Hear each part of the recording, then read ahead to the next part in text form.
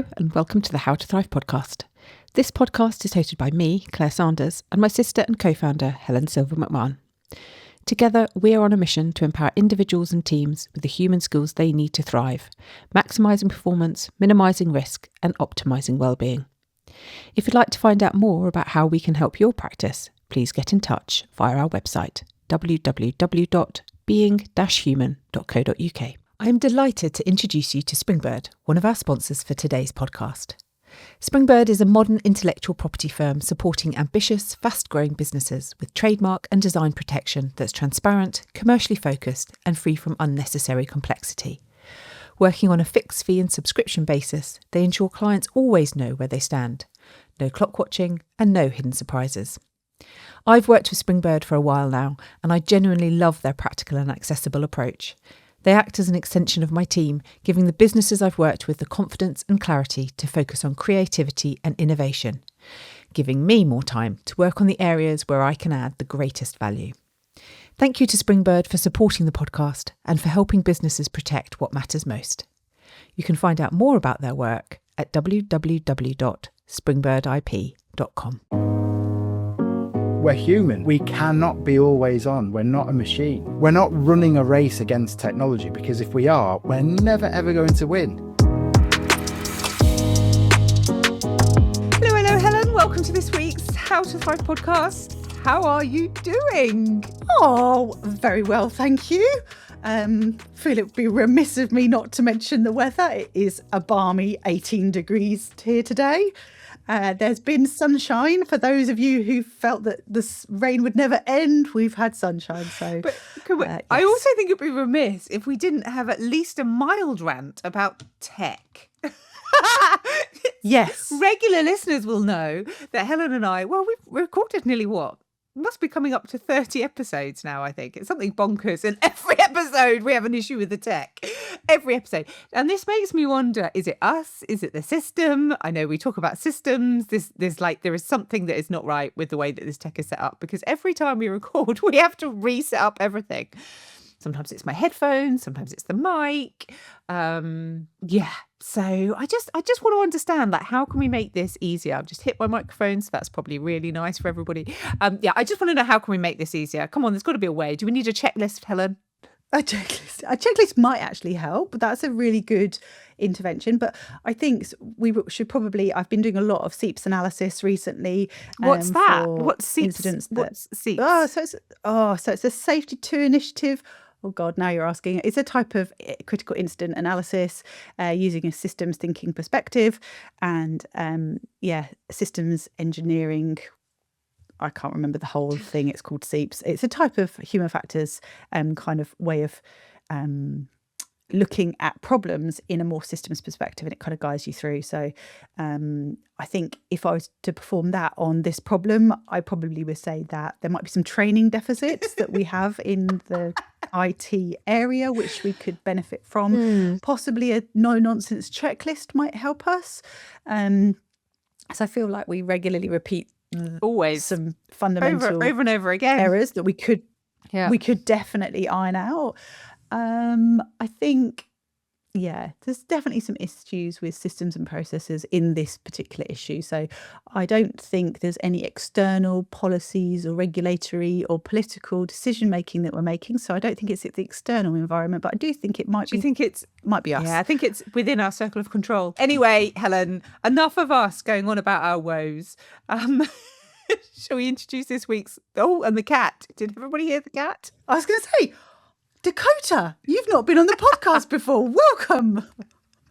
Oh dear, I think we've got a bit here in a minute. We've got Dakota, Helen, in bad lighting, bad tech, and also I have to say that there's a spider above my head, and so don't want to rush through the introduction, but I kind of do, because I'm a little bit scared it's going to drop on my head. So Helen, enough of us.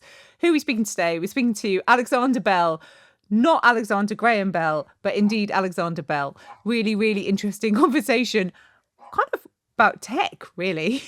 so it feels like it's all shaped quite nicely. Cookie's now getting in on the action as well, which is lovely. Should we go? Should we just hit play? I think it's best we hand over to Alex. Here's Alex. Enjoy, everybody. Enjoy.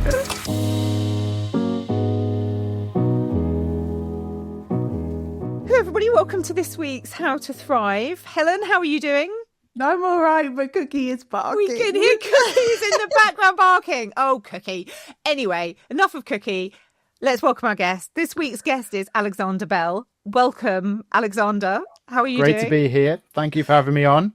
Except I'm now stumbling over the Zander bit of your name, because before this we had a conversation about whether you're Alex or Alexander, and you're like, I'm Alexander professionally. So now it feels really unnatural when I go Alexander. But Alexander Bell. Yeah. Not the inventor of the telephone, I have to say. Sadly but we've had not. a lot of conversations about this. Yeah, I mean, the actual invention of the telephone turns 150 years this year. And he was in his 20s when he did that. So yeah, you don't look a day over if it was me and I I'm doing well. Botox, helps. Exactly. But I mean, what a great name, because, you're technology, productivity expert, it feels like a perfect fit. So... It was always a really bad icebreaker. Remember when you'd go to a networking event, business event, and you say, "Oh, got to have an icebreaker. What's your icebreaker? How do you introduce yourself?" And so I always used it as like the world's worst icebreaker, and never did anything with. Everybody used to say, "Oh, are you in telephone sales? You're doing that." And I probably should have just done that as a career. But I didn't. So it isn't until much more recently, further on in my career, that it's actually has a use. So to speak, and it is a good brand. And obviously it's a fantastic story about the invention of the telephone. He did much more than just a telephone, so he's actually kind of big shoes to fill, it's kind of spurs me on. It's an inspiration. Yeah, well, that's awesome. So Alexander, what do you do and where have you come from? I feel like we're on Blind Date. Who are you and where do you come from? But no, I mean, tell us your backstory. What's brought you to where you are here, and not just the wonderful Nigel Taberner who introduced us, but kind of your story. I mean, that wasn't during a live hostage negotiation. That isn't how Nigel and I met. Yes, you were the other on side. The speaking circuit. Yeah. Yeah, I'm still on the run. That. Actually, I can't disclose my location. I know. So I'm a keynote speaker. One and only failure. I love it. One of his own time that he didn't succeed, and we've got the. I think he's dealt with any failures on the side, so they don't exist. But anyway, revealing too much. I met Nigel on the speaking circuit, and I'm a keynote speaker. My sort of expertise is technology and productivity, but it's more about the human intersection of technology and how our relationship with technology really impacts, well, everything. But, very much so the workplace, our sort of personal and business relationships, and our productivity. So that's what I focus on now. But I have a sort of a career in tech, background in tech. I've had startups, I've had businesses. My very first business actually was design and build exhibition stands. So that was kind of, my sort of launch into business. I was 19, I think, when I launched that business. Long time ago now. Not quite 150 years ago, but, not far off. And so I always loved this sort of human side of business, the connections, the, in the room experience and excitement. And so it's kind of a full circle moment, I guess, that I started my journey kind of, building conference sets and designing them. And I'm now sort of in the, the sort of the other side of that, delivering content, being the speaker, turning up and, feeling like a VIP almost. But I still completely respect the work that goes in and behind the scenes to events. So what's intriguing me here is that obviously a lot of your work has been about tech facilitating connection and like facilitating relationships. But I know, because we've spoken before and I've stalked you, that actually a lot of the work that you talk about is obviously about productivity, focus, and almost where tech has overstepped that, if that's fair to say. Which brings me on to think, was there a moment then at which you went, this is all great, but it's all just gone a bit too far? Yeah. So it was partly the whole metaverse stuff, because the narrative started to build up to this idea of, well, this, we're going to take over the world with this. We're going to replace events. Exhibitions aren't going to happen anymore. This is the metaverse is where it's going to happen. And then it started to kind of creep into education and into sort of gaming as well. And this idea of, every child is going to have a headset in their bedroom. I was kind of like going, why do we, I get the commercial reason as to why we want to do that, but have we thought about the potential damage and isolation that could cause? And the fact that it is so immersive that putting them inside, this sort of completely digitized world that is so lifelike and tricks the brain to a point where it cannot differentiate between the real world and the world it's experiencing inside a headset. And, just so many alarm bells started going off. And it coincided with me selling the spin out agency that I'd built from Google anyway. And, the more I kind of talked about this on a stage, the more I thought, I've got a very different opinion and narrative to the industry. So I kind of knew stage exit left was was coming at some point. And, luckily it was a few years before COVID, we'd sold the business and, I was able to really think about what my next steps were going to be, which has led me to where I am today. Because during lockdown, we all, sorry to bring it up. I know it's probably every guest brings it up. We're still talking about it. Come on, let's move on. Well, but everybody had kind of their epiphanies in lockdown. I started off, let's lose weight and exercise every day with Joe Wicks and, be the best person we can be. And then it kind of flipped on its head and we were fed up of doing that. And, we were hitting the drinks cupboard again. And, but during that, my eldest son, Dexter, who was 7 at the time, asked for an iPhone for Christmas. It was during the second lockdown. And he came all excitedly up to me, Dad, I've been thinking about what I want for Christmas. And, I know what it is. And, parents, we all roll our eyes at this question. Come on, then tell me what it is. And he said an iPhone. And I was just blown away by that. This 7-year-old, in front of me asking for an iPhone. I just had this sort of green monster reaction saying how dangerous they are and bad they are and, addictive. And to a 7-year-old, you sometimes get a bit carried away as a parent. And he just all innocently, turned around and he's still such a sweet and innocent boy. He's the good one. He's the reason we went on to have more children and then realized that actually they're not all like that. He turned around and said, all sweet and innocent. He said, if they're really that bad, why are you and mummy on yours all the time? And I didn't have an answer. Did not have an answer. And, the more I thought about it, the more it was natural for him to see this kind of device in the people that he looked up to, and them on it all the time. Of course, he just wanted to be part of that and, just naturally wondered and his curiosity that there must be something amazing on the other side of that screen for them to be on it all the time. And so, I really sort of dug deep in terms of, well, actually, what am I doing? What's the impact that this is having on me, my family, the people I care about more than anything in the world? And that's where I started to kind of build up this idea of, well, actually, it's probably the most important aspect of technology, as well as the benefits that it provides, but that intersection between the humans and the benefits and also the negatives, and what can we do about it? And that's where the light bulb went off and I realized that I'm named after the inventor of the telephone. This is my calling. I've got all the jokes. I've got all the lines. And it's just something that I see myself now working on forever, because it's never going to be something that is solved. It's constantly evolving. But I think it's really important to talk about the benefits of technology as well as the downsides. I know at the moment, phones are getting so much bad press, especially in the impact on children, which is so right that we have that conversation. But, it's just not black and white. It's more than 50 shades of grey. It's far more than that.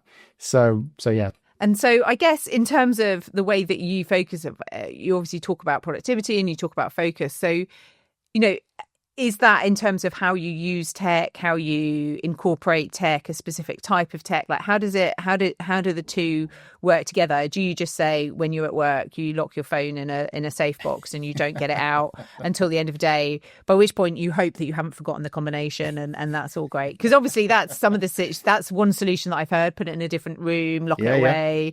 Yeah, sounds quite abrupt, but... there was a study that was done where it was between Nottingham, Trent University, and I can never remember the other university, but I think it was a Belgian university. But it was backed by Kaspersky. Remember the antivirus software, Kaspersky? So they kind of sponsored it, and it was this sort of under sort of lab conditions. They got 3 separate groups of people to sort of carry out sort of IQ type tests and cognitive capability tests. One group were allowed their phones on the desks. That's absolutely fine. The other group were told you can have your phones, but it needs to be in a pocket or in a bag, turned off. And then the third group had the phone removed completely from the room. And that third group performed on average 26% better in terms of cognitive capacity than the other 2 groups.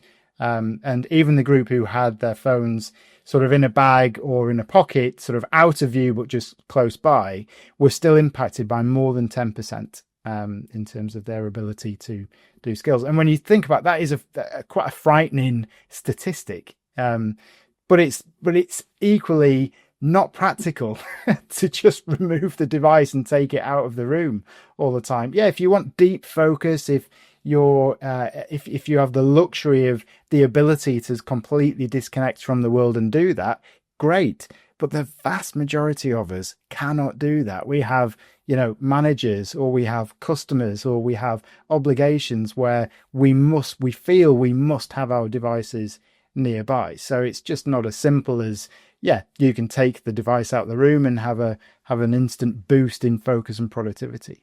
Can I just ask a quick question in there of what the reasoning behind that was? I'm imagining that it was a lot to do with distraction and task switching if you had the phone in the room. But can you remember the difference of having it outside of the room? Was it that you just weren't even thinking of it, or that it wasn't an element rather than... There's a couple of different studies that have sort of done something around this, and there is one, again, I can't remember. I've been a smartphone user for over 20 years, so my short-term memory and long-term memory capacity is completely obliterated.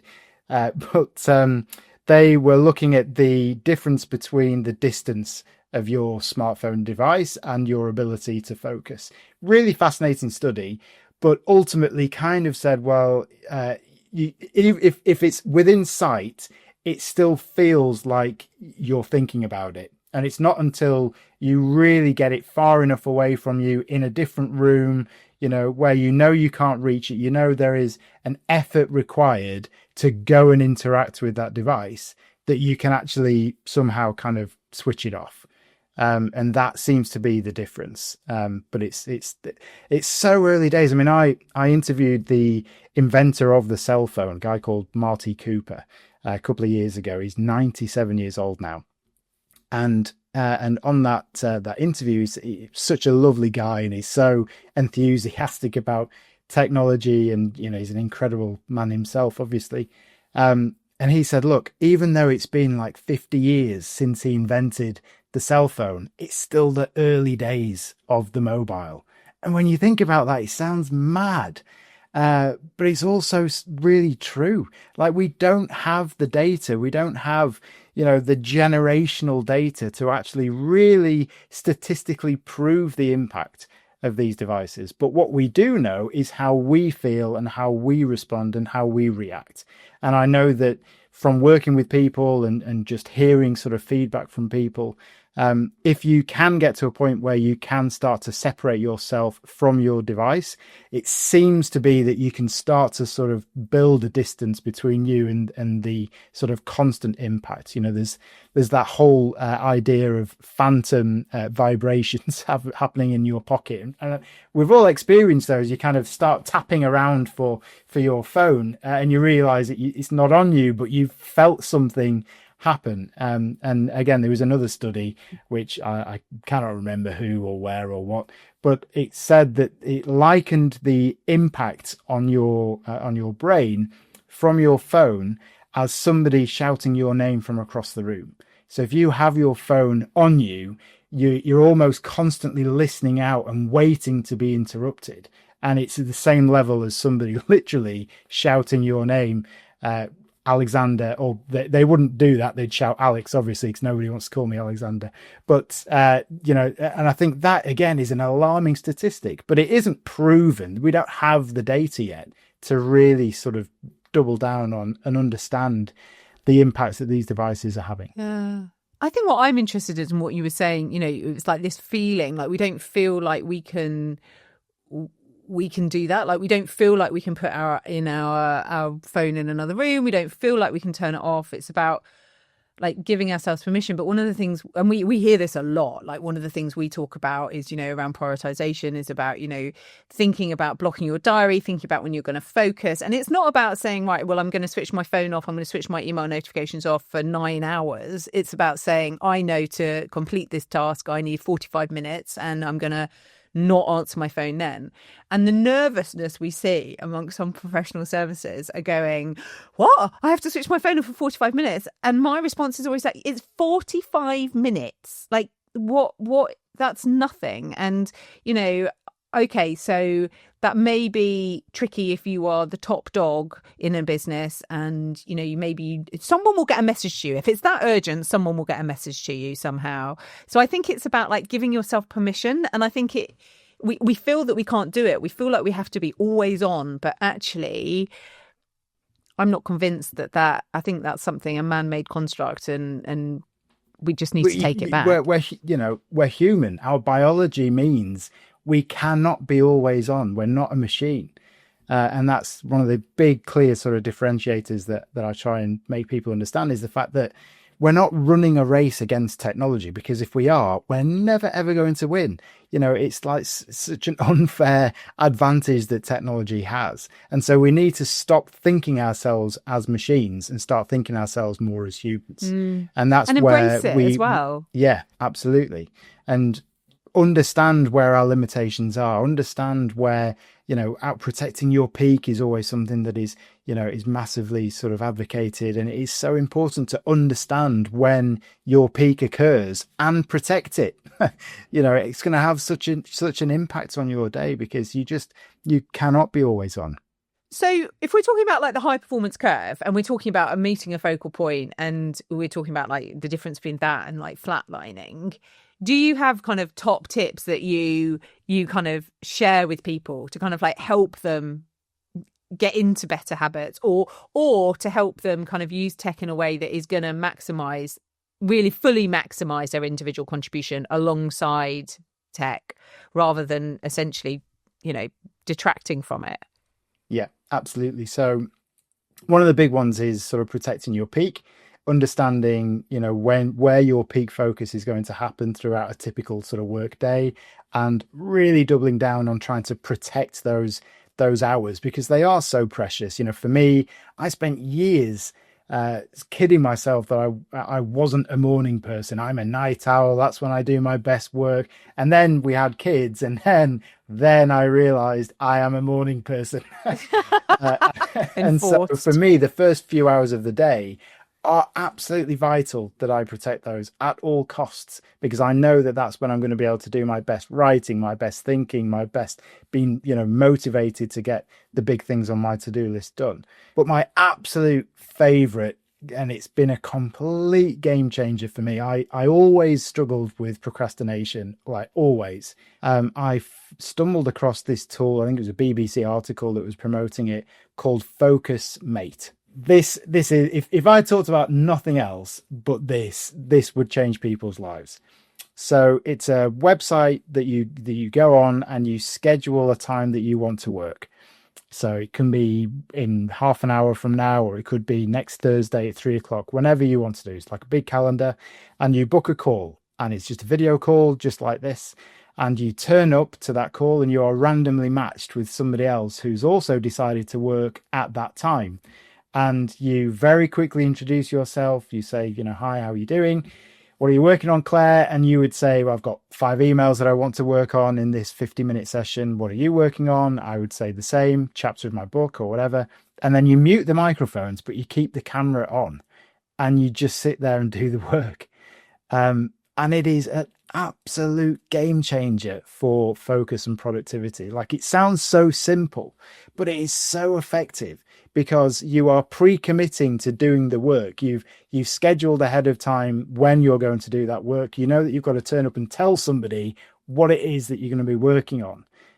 There's this element of sort of shared accountability. You want the other person to do well, and they want you to do well. That's why you're there, to sort of get the work done. And it just keeps you in the driving seat. It stops you from getting up and wandering about and going and making yet another cup of coffee or another glass of water or whatever it may be. And it is just incredible.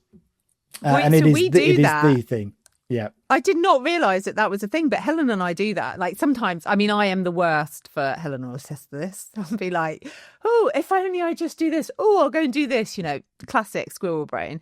But Helen will sometimes say, should we work together? And, we live 3 hours away, and it's exactly that. And it is so much more productive. We actually now, when we talk to teams, remote teams, we suggest it.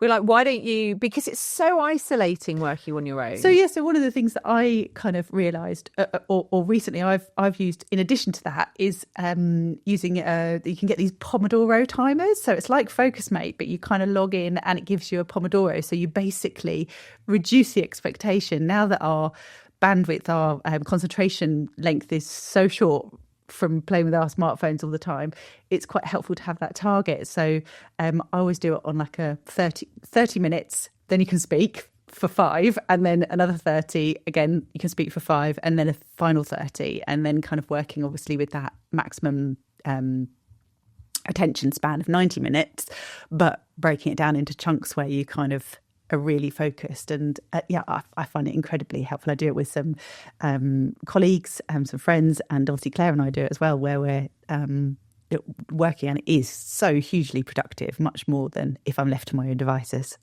Yeah, no, I love the Pomodoro apps that you can get.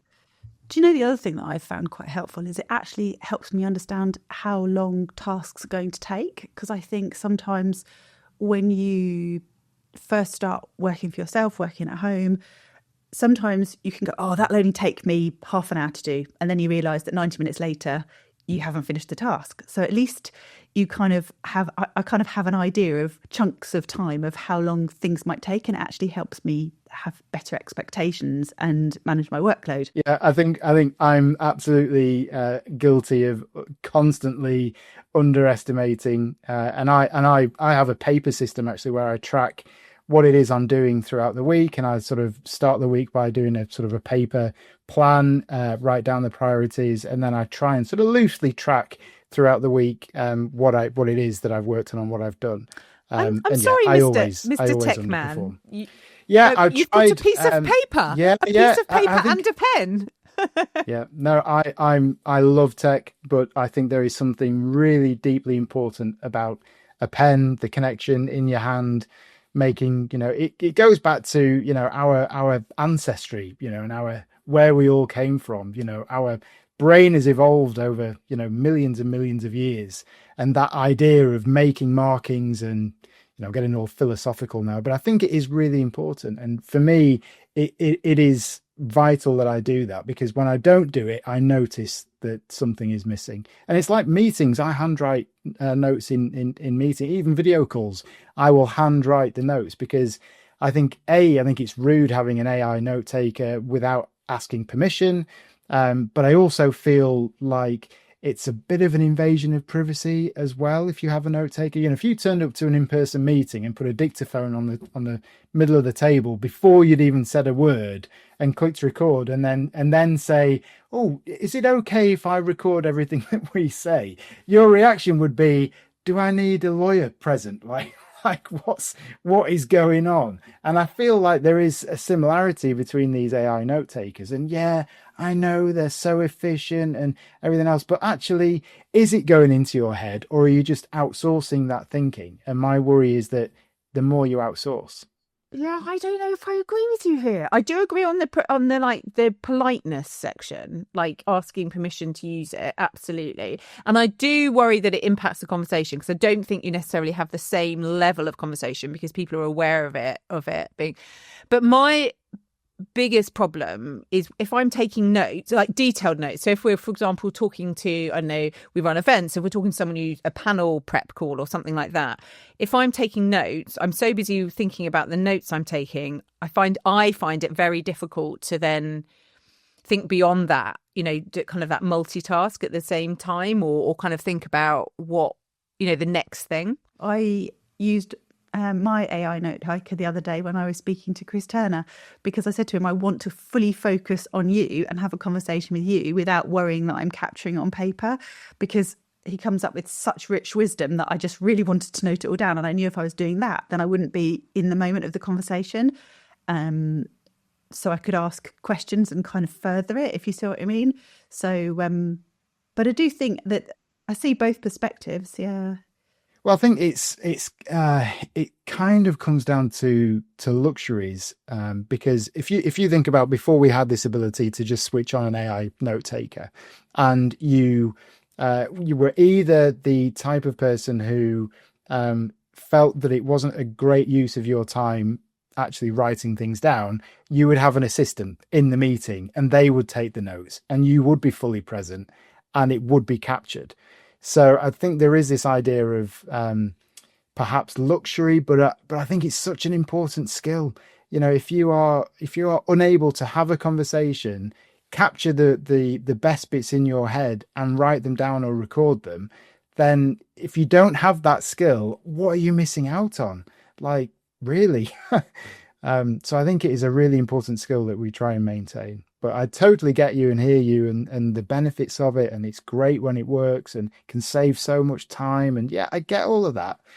But there's just something that, I'm sort of a little bit, conscious of, that the more we outsource our thinking, our memory, our ability to sort of record, recollect, or even transcribe an idea, then I think that's going to be a lost art. And it's going to come back and bite us. Well, it's a muscle, isn't it? It's like everything else. We've got a muscle and we need to exercise it, for sure. Now, we're coming towards the end of our time, but there is one burning question that has been burning away. And I did write it down here because that's what I do to try and get it out of my mind and back again. And I'm sure every listener is desperate to know the answer. And that is, has Dexter got a mobile phone? So Dexter is now 12. We had this huge, my wife's a teacher. So when I knew that this was kind of, the area that I wanted to move into and talk about and learn more about, I knew from a sort of pretty early on that I didn't want to focus on the sort of the child. I'm not a child psychologist, I don't have that experience. So I didn't want to sort of stray too much into that world. But obviously I do have opinions of it, our experience as a parent on it, and it's a huge part of the conversation. So I was last year when Dexter was moving up to secondary school, and it was, right about this time where the smartphone-free childhood movement kicked off, and Jonathan Haidt released his book, The Anxious Generation, and there was all this media buzz around, the dangers of kids on phones and the fact that they shouldn't have them and everything else. And I kind of was starting to think, well, should I try and make Dexter, the one without a device?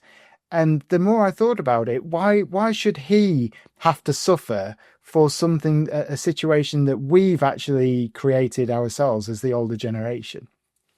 And also my wife said, look, he will have a target on his back. Like you cannot not allow him to have a device. And so I was doing some work with HMD, Human Mobile Devices. They bought the rights to Nokia, and they've really pioneered the idea of sort of older school devices and bringing them back. So they've brought back a lot of the nostalgic devices, the 3310s and things like that, and modernized them a little bit. They also have their smartphones and their high-end devices as well. But they were just releasing this. They'd been working on it for 12 months and worked with a lot of experts and got a lot of different opinions on the idea, on the topic. And it was going to be their device that was targeted at the teen's first phone, and it had all the parental controls baked in, and it was going to be the killer device. And so I kind of said, well, let's give him that and let's see how it goes. And it allows you to basically lock down all the apps. If he wants to install an app, it has to go through my device first. But there's an awful lot of things where you can't protect and you can't police, and this idea of reading through their messages, it feels wrong to me to break that trust. But equally, I've had to make him very aware that it's his device, but it's also an open access. So he doesn't have any passwords on there that we don't know about. There's a conversation every day that we talk about, is anything going on? Is there anything you need to talk about? Have you seen anything? So I think he does have a device. He won't be anywhere near social media for as long as I can help it. But that's through trying to educate him on the dangers of those and making his own mind up, rather than me just saying, you're not going on there. Because, if I was told when I was his age, you're not doing something, I would immediately go and do it. That's what we did. I guess it's empowering them to make conscious decisions, right? It's like, let me tell you why it's not great, and then you can make a decision. So we had the same. My son is 9, and I had to have the same conversation with him about Fortnite. And to be fair, Roblox. I was just like, I'm sorry, darling. Like, no, because this stuff, I was a bit dramatic, but I was like, this stuff messes with your mind. It is designed to mess with your mind. That's the whole point of it. Like, it's addictive, and I was being overly dramatic. But the point was that he then went, oh, well, I don't want that to happen. And he backed away from it. And okay, so I over-egged it and I probably scared him. But ultimately, the message is clear. You need to go into this realising that this will impact you. And so, I think it is a really hard juggle, but it's all about getting them to an age, I think, where they understand the risks. That's the best we can do. And again, they're all different. So we have 3 boys. Dexter is the more sort of... I feel like he has that agency sometimes, not all the time, but sometimes over his actions, and he's a bit more responsible. Preston, bless him, our middle child, like I dread the day when he gets a phone, because he's so susceptible to it. I can see it in his eyes. He's just he gets so connected to Minecraft and to the gaming, and like it just builds up such emotion in him that I know that he's going to have a harder struggle with his relationship with tech than perhaps Dexter is. And I think that goes down to, we're all different. We're all made slightly different, and we all have, different willpower and different strengths. And so I think an age is the wrong way to look at it. I think it's more about when they're right. But I also think that, the school system that we have in the UK, as soon as they get to 11 and they go up into an environment where it's 11 to 16-year-olds or even 18-year-olds, if they've got the sixth form, if you try to control, say, the year 7 and year 8s, right? So, 11, 12, even 13-year-olds, and cut them off from either the smartphones and social media, but they're still in an environment where all of the older kids all have access to it. Like, there's no way that they're not going to want to sort of demand and, gain access to this world that the rest of the school are talking about. So I just feel that it is so unrealistic to expect something like don't give them a phone until they're 14, which is kind of what the smartphone-free childhood. And it's from a really good place. Like, I completely buy into the principles, the values, the ideology behind it. But in reality, it ain't going to work. So we've got to try and educate them as much as we possibly can. And that has to start from as early age as possible. So in primary schools, they should be having these conversations around, well, who is gaming? What are you gaming? Do you understand that there are dangers around, gaming? And we all grow up with saying, don't sit so close to the TV, you'll get square eyes. Nobody's ever got square eyes. We all wear glasses, but nobody's got square eyes. But that concept of talking about it from an early age and sort of building it in, I think is really important. And that's where the work needs to be done. Not this idea of, kicking 15-year-olds off social media because, and then giving them the vote. Like, how is that gonna play out, really? I mean, it's a really, I can totally, and I also keep thinking back to, a book I read a long time ago. I think it's Ben Elton is at High Society, where he talks about the legalization of drugs and really the fact that we should, this is a long time ago I read this, so I might be remembering this wrong, but this fact that we should legalize drugs because actually by not legalizing them, we are making them so so sought after, and I almost like providing this, like they're idealized and there's something that people want to get hold of and all of the issues that come with that. So again, it's like, rather than telling people that they shouldn't have these things, be educating them, take the responsibility to educate them and let them make informed decisions. I think got to be, but that requires tough conversations. These are tough conversations that are difficult to have and we shy away with. Far easier to say you can't have that than explain to someone why. Anyway, what the listeners won't have seen is that this has taken quite a long time to record this episode because we've been on and off and on and off and on and off. We've had Helen down a well, metaphorically, not literally. Luckily, we've had internet cutouts.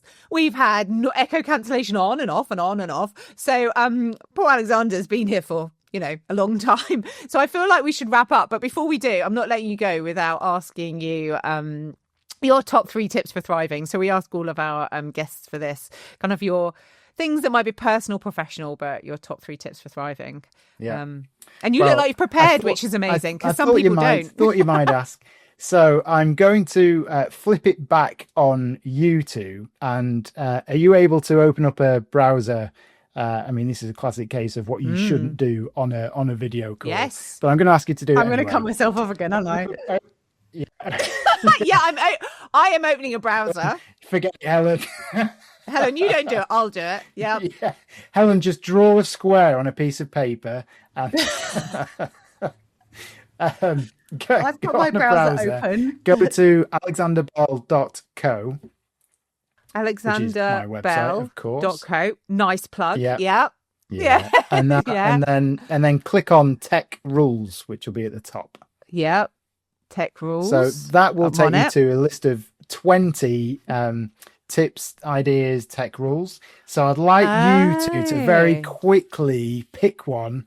I'll pick one as well, and that will give us our 3. So scan the page. Shall I start whilst you're thinking about it? I'm going to give a really easy one. Again, I've already given Focus Mate, which is sort of my absolute top tip. But another one is called One Tab. So it's a browser extension, works on all the browsers. It's completely free. One-tab.com is the website. And this allows you to, within one click, takes all of your open tabs and saves them in a very easy sort of condensed list that you can then click a future date. So there's plenty of people who suffer as tabaholics. I'm one of them. It's not a good thing, not a good way to live your life. This just gives you a completely free way to one click, closes them all down and saves them for you in a list. It's amazing. So there's Helen, there's you one need of that. mine. Helen, you need that. Helen. Can I pick one? Yeah. I'm going to pick one. I'm going to pick, can I pick 2? I'm going to pick 2. Oh, can I not? No. Okay. I'm going to pick one. And that is get dressed before you get stressed. because I love that. Yeah. Don't start your day by letting the outside world in. Instead, focus on your inside world. Get up, get ready and get dressed before you open your inbox or phone. I am so bad at that. But you're right. And do you know what? The impact it has, I'm going to get my soapbox out now. It has such an impact because if the alarm goes off, my husband gets up inside into my world, gets up and goes in the shower. I'll pick up my phone and I'll start going down a doom scroll. And then my husband will get out of the shower and he'll be like, your turn. I'm like, yep. Just answering messages on Instagram and all that. And that wrecks my morning. What happens is I'm late. I get annoyed with the kids because I'm late. Breakfast is late. Everything spirals and it's just bad news. So get dressed before I get stressed. I need to leave my phone on the side. Love it. Helen. So I quite like treat email like a second class stamp. That's something that really resonates with me. I'm always telling people that if the message matters, pick up the phone, but that kind of works into that. And yet sometimes it's so much easier to email, isn't it? But I think that, picking up the phone is so much more better. Much more better. That's terrible English. And can I please have one more? Can I have a bonus one? And this isn't for me. This is for my husband. Is this swiping? Can wiping? you guess what it is? Yes. For all of the many men out there and women, but I'm going to predominantly talk to men here. It's like, don't swipe and wipe. Don't take your phone to the toilet. Yes, it's really gross, but also, like, it shouldn't take that long. Yeah. So I have. And I use this in sort of workshops and my talks. I have this, which is a luminometer device. Oh, no. This measures the amount of bacteria that's on a surface. And I actually swab people's phones to reveal just how filthy they are. And they are the next level disgusting. It is gross how filthy they are. And it just reinforces this idea that, we consume a lot of crap on our devices. We are all guilty of clicking those dodgy links, worst 7 wedding photos of all time, the clickbait. We do it. We consume a lot of rubbish on our phones, but actually there is also a lot of rubbish on the outside of them as well. And so I think this just brings this idea that, we're obsessed with our devices. We a lot of people say they love their devices. They cherish them. They take them everywhere that they go. But actually they're filthy. They're disgusting. They're stealing our attention and they're rotting our brains. So yeah, don't swipe and wipe. It's gross. Love it. Love it. Love it.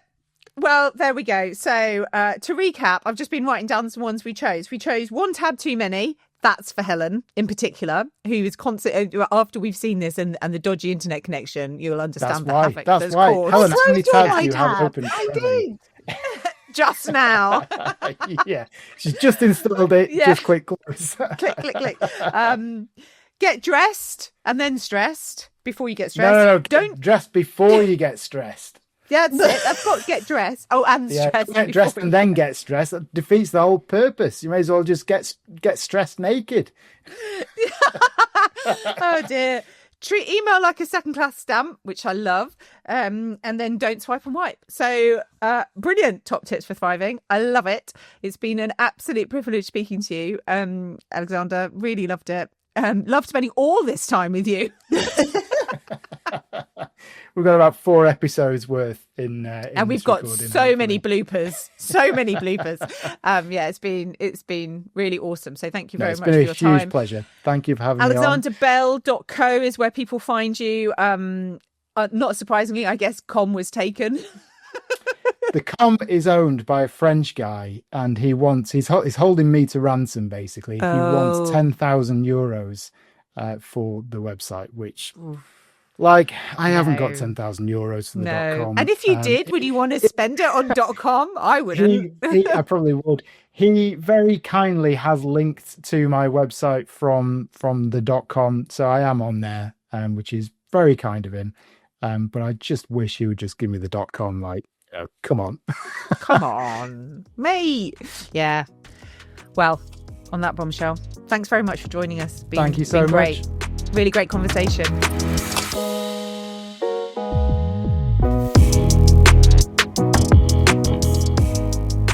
Welcome back, Helen. Hello. So we've just chatted to Alexander, taken a pause, done some reflection, and kind of regrouped. I mean, it's one of those ones where my cheekbones actually do hurt a little bit from laughing Yeah. because we did have quite a lot of bloopers and technical difficulties. And it was Yeah. just quite funny. Most of them my fault. And also quite which- awkward. Because Helen kept disappearing and then we would sit there and not speak because I then started to speak to him. He was like, no, we'll talk about that in a minute. And I was like, okay. So then it became really awkward. And I was like, should we talk about the weather? I'm not very good with silence. But yeah, a really awesome guy who was introduced to us by the wonderful Nigel Taberner, who holds a very special place in our hearts. Yep. So yeah, just a brilliant conversation. Like such a nice guy he was doing. I love what I really enjoy is this kind of flip that he's gone from, okay, tech. That's kind of enough now. Now we need to start really thinking about the humans using the tech. Kind of went so far and then kind of flipped into that kind of human empowerment, which I really respect and really find interesting and thought provoking. Yeah, I thought it was super interesting. Like just and little things that you can do to make things better. I loved the tips that he gave us, and obviously more of them on his website. There's so many. Honestly, when he said like go to, I was like, oh, this is really like this is absolutely like totally streamlined PR, but actually really great. Like I love that don't swipe and wipe. It was brilliant. Yeah. But also you've already downloaded one tab. I know, exactly. I haven't quite figured out how to use it yet, but I'm sure I will.